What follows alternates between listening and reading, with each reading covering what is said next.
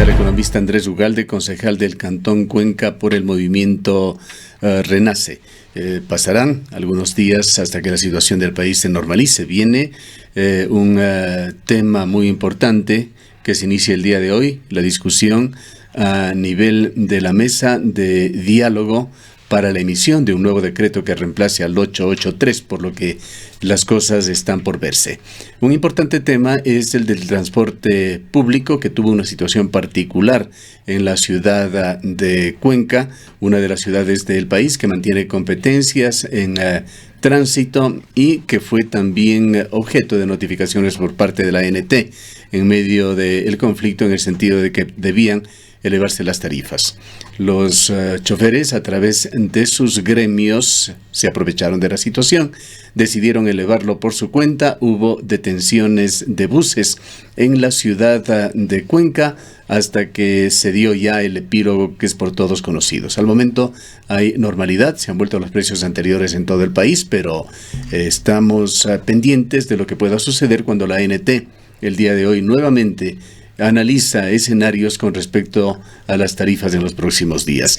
Economista Ugalde, muy buenos días. Quisiéramos conocer sobre lo que hizo el municipio de Cuenca y cuál va a ser el enfoque que se haga ante lo que vendrá con la emisión de un nuevo decreto.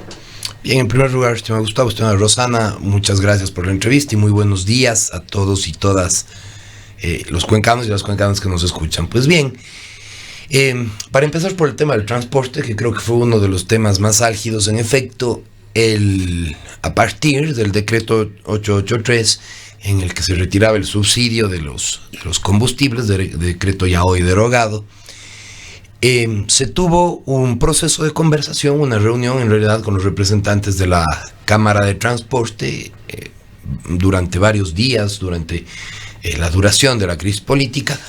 Justamente se había pedido a la gente de la Cámara de Transporte que procuremos permitir que pase la crisis política para luego pensar nuevamente en un tema de una fijación de una nueva tasa. Nosotros, aquí digo personalmente mi opinión, habíamos hecho un análisis y por supuesto, ¿no? A partir del decreto 883, la Agencia Nacional de Tránsito, la ANT, había emitido un decreto, una resolución, primero fijando, sugiriendo un aumento de las tarifas que decía que iba de 5 a 10 centavos, que no podía pasar de 40 centavos, y finalmente una segunda resolución de la ANT directamente fijó la tarifa en 40 centavos. Nosotros nos reunimos como Consejo Cantonal, en el pleno del Consejo Cantonal, una sesión extraordinaria, los 15 concejales, 16 con la presencia del señor alcalde, tomamos una decisión y esa decisión fue rechazar esta resolución de la Agencia Nacional de Tránsito y mantener las tarifas exactamente en el valor que estaba establecido, de 30 centavos. ¿Por qué tomamos esta resolución? Pues básicamente por dos cuestiones, ¿no? Por un lado está el tema legal.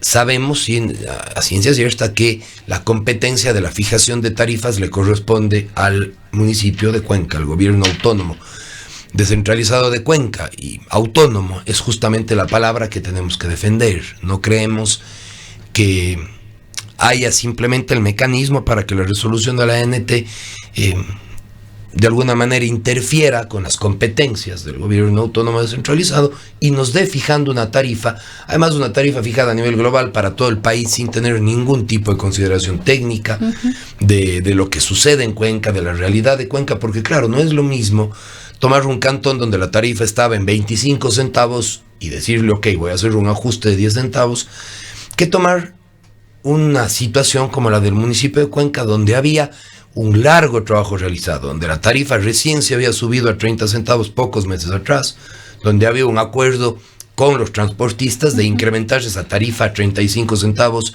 para el mes de marzo del año 2020, una tarifa sujeta a una serie de consideraciones técnicas, una tarifa sujeta a una serie de objetivos a cumplirse por la Cámara de Transporte, que incluía desde la entrega de información hasta la renovación de la flota de las unidades vehiculares. Claro, había un proceso en marcha, un proceso sumamente técnico, sumamente rico en marcha, y claro, ¿no? El hecho de que nos impongan directamente una tarifa como resultado de una negociación política carente absolutamente de técnica, pues fue una cuestión que no nos pareció como Consejo Cantonal y unánimemente rechazamos esto. Y en segundo lugar, lo hicimos por considerarlo una medida absolutamente antitécnica. Quiero decir,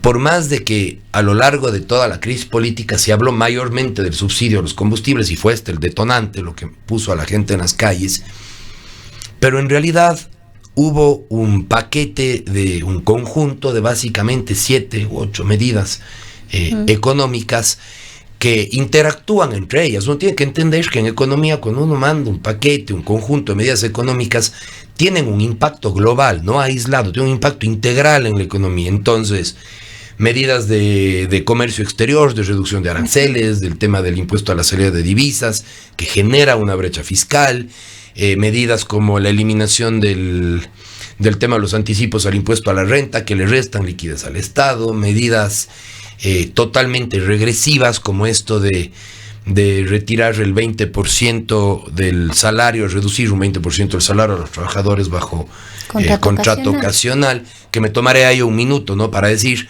fue una medida política además que afecta a la parte más vulnerable del sector público. ¿Por qué no le bajaron el 20% a los grandes gerentes de las empresas públicas a nivel nacional que ganan 5 o 10 mil dólares de sueldo y van más bien con la parte más vulnerable del sector público? Pero bueno, medidas como esta, medidas inclusive en beneficio del transporte. Recuerde que una de las medidas, el estimado Gustavo, decía que todos los vehículos por debajo de los 32 mil dólares no pagaban impuestos, lo que significa básicamente todos los taxis, porque la mayoría de unidades de taxi son vehículos que están por debajo de los 32 mil dólares. No señalaba que no pagaban impuestos, que se revisarían los aranceles para favorecer su importación, es lo que se decía, palabras más, palabras menos. No, en realidad, a ver, esa era una de las medidas, pero en realidad había otra que bueno, podemos revisar, puedo estar equivocado, pero había una más bien de carácter tributario interno, que liberaba del pago de impuestos a los vehículos que estaban por debajo de 32 mil dólares, que era convocación para trabajo. Exacto, que era desde luego, por ejemplo, para el sector del taxismo, una contraprestación que compensaba el tema del subsidio de los combustibles. No me quiero alargar en el análisis económico. Sin embargo, lo que sí sabemos es que había un conjunto de medidas económicas que tenían un impacto integral en la economía, en el poder adquisitivo, en el bolsillo del ciudadano, y debieron haberse analizado así, en conjunto, para luego establecer una tarifa. Pero además de mantener las tarifas, que es lo correcto, pues las competencias, indudablemente, en esto no hay la menor duda, son competencia del municipio de Cuenca, y esto no podía cambiarse incluso en el estado de excepción. Así es. ¿Qué escenarios se estudiaron en el municipio de Cuenca? Porque también había otra realidad. La tarifa de 31 centavos fue fijada a través de un estudio técnico en determinadas condiciones, con un precio del diésel de $1 o de $1.03, y la situación estaba variando radicalmente. ¿Qué es lo que iba a venir? Que podría también ser necesario tener muy claro el panorama por lo que pueda venir con un nuevo decreto. Eso es justamente lo que lamentábamos, porque nosotros éramos plenamente conscientes de esto, ¿no? La tarifa de 30 centavos, 30 más 1, digo yo siempre, ¿no? Porque son 30 centavos para la ciudadanía y ese centavo que cubre el municipio de Cuenca, que, ojo, entre comillas, al final del año equivale a un monto que pasa del $1.5 million, ese centavo que se cubre. Era una tarifa que había que revisar. Dentro de la ordenanza, dentro del acuerdo con la Cámara de Transporte, está justamente el que nosotros verifiquemos que ellos operen bajo, de que no se rompe el equilibrio económico, condiciones de equidad. Exacto, que ellos no trabajen a pérdida, de que se cuide justamente el equilibrio económico de las compañías de transporte, de las unidades que prestan el transporte.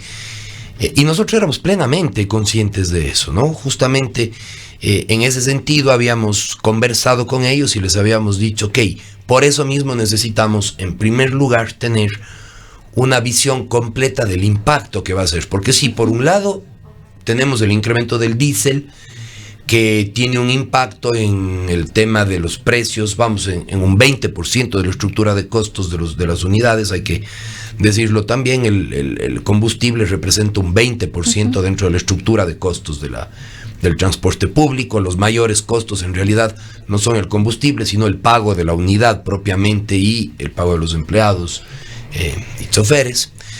Sin embargo, les habíamos dicho, ok, por un lado tienen ustedes la reducción de el incremento del precio del diésel por la reducción del subsidio, pero por otro lado tienen acceso también a una serie de repuestos y de insumos a mejores precios debido a las medidas económicas de coste tributario, de coste arancelario en el tema del comercio exterior. Entonces, decíamos, hagamos el análisis técnico, veamos qué insumos se abaratan, veamos qué insumos se encarecen, como en el caso del diésel, revisemos la situación de equilibrio y dejemos que pase un poco la crisis política y entremos en este análisis como quien aprovechamos de una vez para revisar en cuánto y cómo se han venido cumpliendo los compromisos, los 20 compromisos que a su vez tiene pendientes la Cámara de Transporte, y hagamos un análisis razonado. Sabemos que con 30 centavos ya no iban a poder funcionar, sabemos que había que hacer un ajuste, de hecho estaba programado un ajuste de 35 centavos para el 2020, y sin embargo nos apenó mucho que ahí afuera de la sesión del Consejo Cantonal ya dieron las primeras declaraciones diciendo vamos a cobrar 40 centavos porque la ANT dijo. Bueno, y llegó a emitir. Y de hecho lo hicieron. Llegó a emitir a través de un comunicado a la Cámara de Transporte. Y de hecho lo hicieron, exacto. Y muy contentos la tarifa nacional que se había puesto. Y fíjese, ¿no? Pero aquí hay además un problema extra, economista Ugalde. El municipio de Cuenca no ha sido capaz hasta ahora de aprobar una tarifa integrada para el transporte público. Ni siquiera la tarifa para el tranvía se ha aprobado. Entonces estamos en deuda en este tema, más allá de esta actuación que fue acertada desde un punto de vista estrictamente legal. Así es, bueno, ahí nada más le hago notar una cosa, ¿no? De hecho, los señores transportistas adoptaron, es verdad, una tarifa de 40 centavos a partir del tema de la resolución de la Agencia Nacional de Tránsito. No esperaron mucho para hacerlo. No esperaron, y sin embargo, fíjese usted que ayer lunes, estaban cobrando 30 centavos de nuevo, pese a que el decreto seguía vigente. Pero ¿no? en el transporte interparroquial hubo abusos. Esto constatamos con nuestros servicios informativos, se cobraron 30, 40, hasta 50% extra en las tarifas con total arbitrariedad. Y es importante, Gustavo, que la ciudadanía sepa que se hizo un control exhaustivo durante el fin de semana. Tenemos totalmente ubicadas una lista exacta y precisa, un trabajo muy bueno de la EMOV. Tenemos una lista exacta, una lista precisa de cuáles son las compañías. 59 unidades me parece que había dicho la EMOV que habían incumplido o habían incurrido. Yo me atrevería a decir que más. Hasta el día sábado en realidad, fueron 59 unidades. Luego y van a haber sanciones para estas unidades. Por supuesto. Nosotros hemos tenido una reunión ayer, no una sesión del Consejo Cantonal, pero es una reunión con los compañeros concejales de todos los bloques. Nos hemos reunido los 15 concejales con el señor alcalde.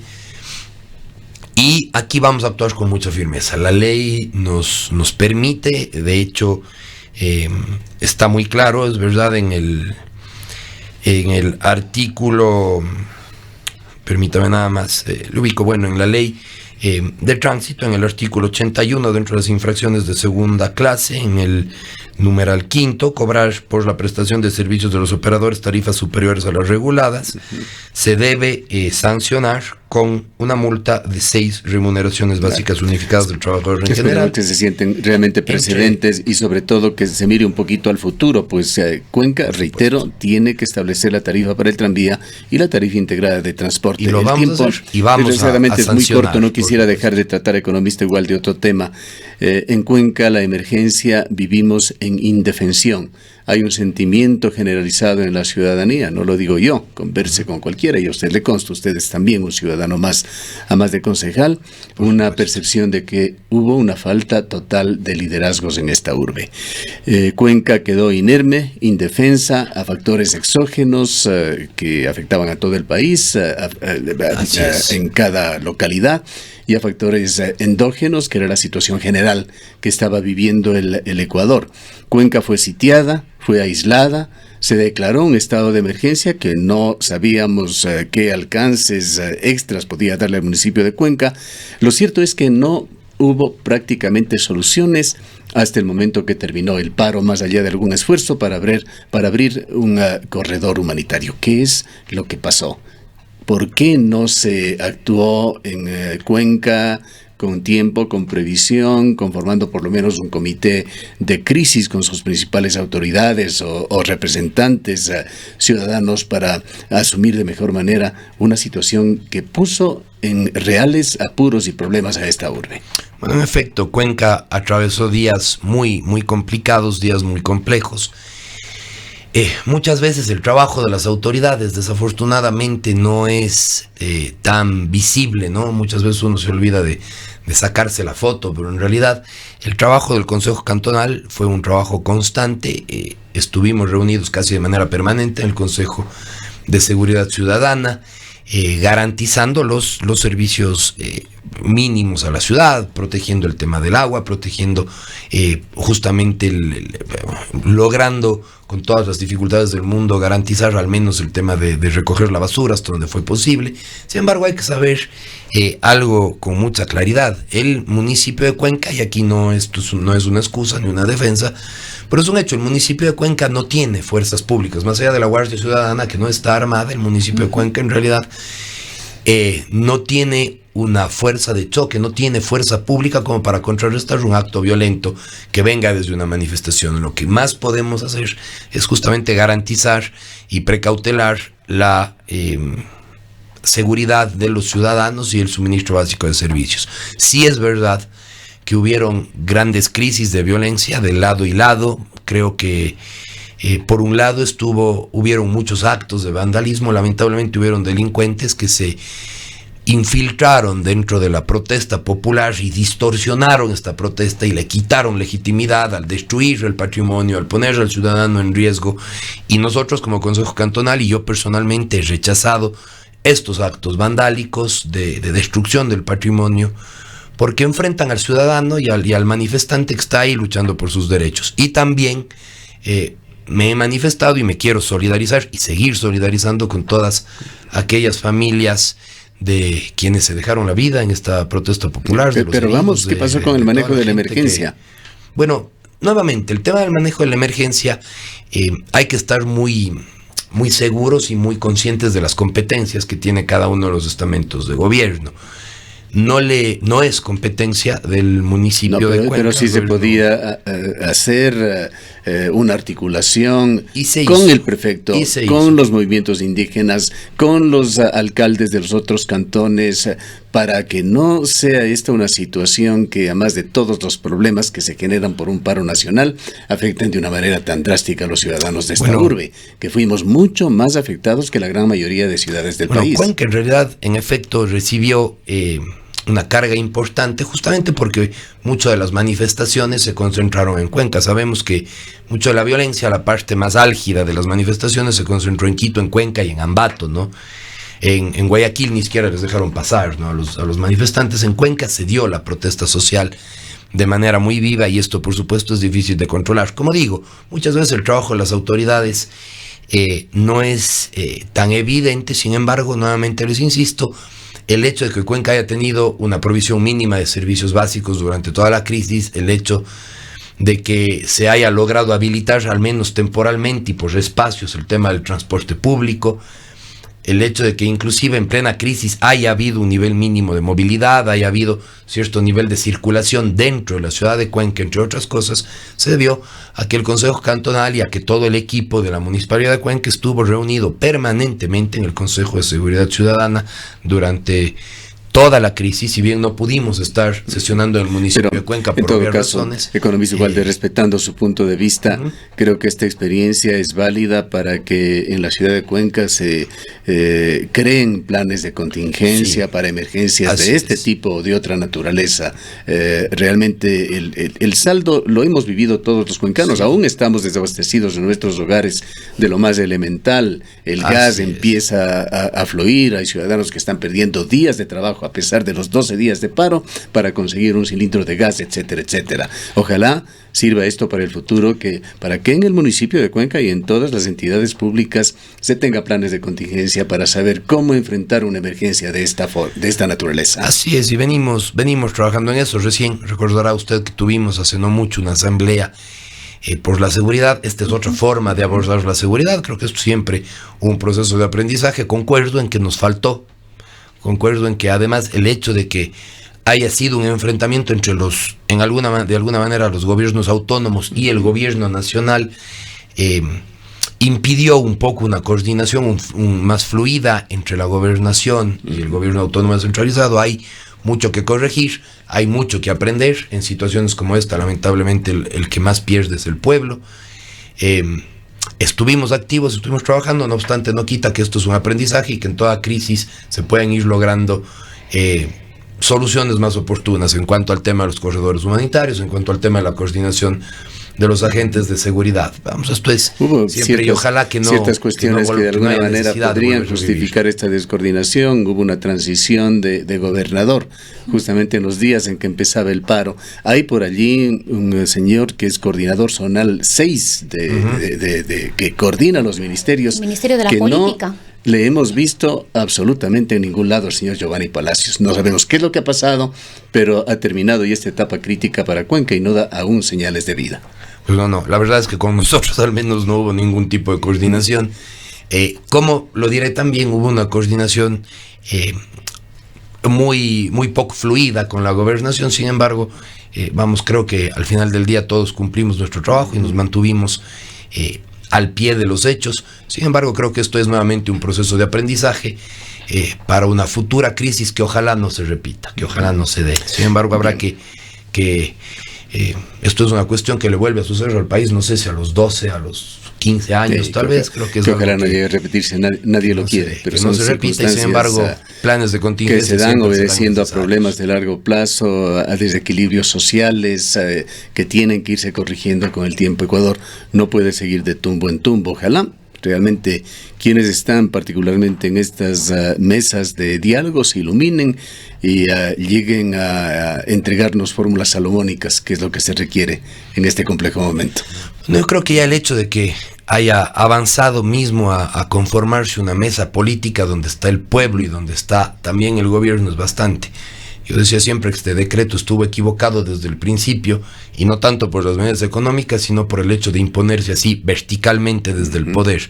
Ya el hecho de que ahora sea representantes del pueblo los que están ahí discutiéndolo con el gobierno, nos da al menos una señal de que podemos esperar, no sé si una solución salomónica o un decreto perfecto, pero sí al menos algo mejor de lo que se nos entregó con el decreto 883. Bien. Hacemos votos por la paz y, como siempre, muchas gracias por este espacio. Gracias a usted. Han escuchado al economista Andrés Ugalde, concejal del Cantón Cuenca.